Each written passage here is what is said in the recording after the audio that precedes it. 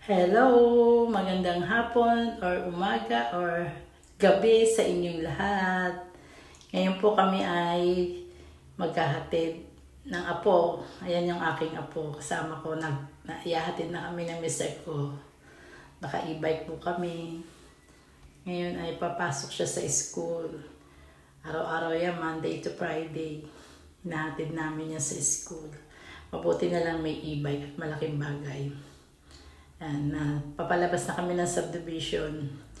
Ihahatid namin yung apo sa school. Pagkapasok niyan, ang pasok niya alauna eh. Alauna hanggang alas 4. Pagkatapos niyan, sa hapon naman uuwi namin. And then, pagkatapos namin siya ihatid sa school, mag-grocery din kami. Dadaan na kami sa grocery para makapamili na rin ng konting gamit sa bahay. Pero anyway, bago ang lahat, papakilala muna po ako. Ako po sa AC Shirley.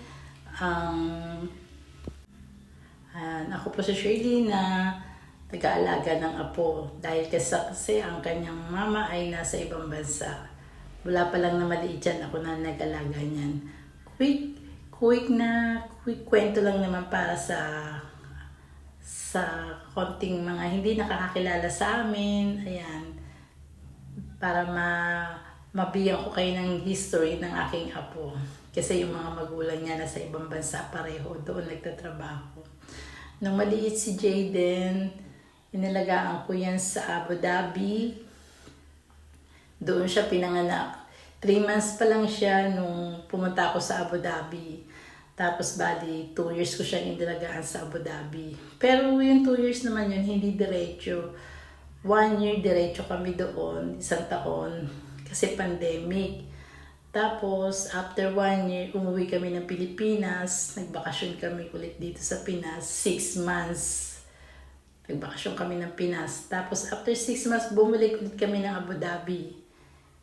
Kasi yung visa ni Jayden, mapapasok kapag hindi mo ibinalik si Jayden sa Abu Dhabi.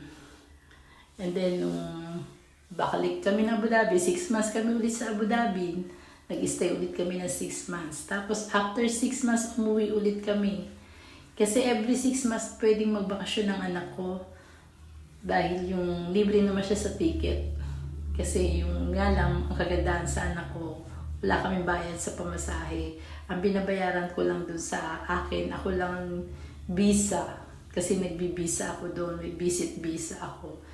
Si Jayden walang binabayaran doon kahit pamasahe. Kasi nagtatrabaho nga ako sa Etihad Airport. Yun yung mga kagandahan sa kanya, nasa airport siya. Yun yung mga benefits sa kanya every 6 months. Pwede siyang magbakasyon. Kaya ang uwi ng anak ko dito, kundi June tsaka December, madalas dito siya nagpapasko. Anyway, ayan, nasa grocery na pala kami. At pagka ako lang nag-grocery, wala yung apo ko, pas nakakatipid. Kasi pagkasama ko si JJ ko, ano-ano pinagdadampot. Yan, namili lang ko ng konting mga pangangailangan sa bahay. Pero balik naman tayo sa kwento ko. Ayun, after ng pabalik-balik namin, ng 4 na beses kami babalik sa Abu Dhabi, nung huling-huli, hindi na kami bumalik.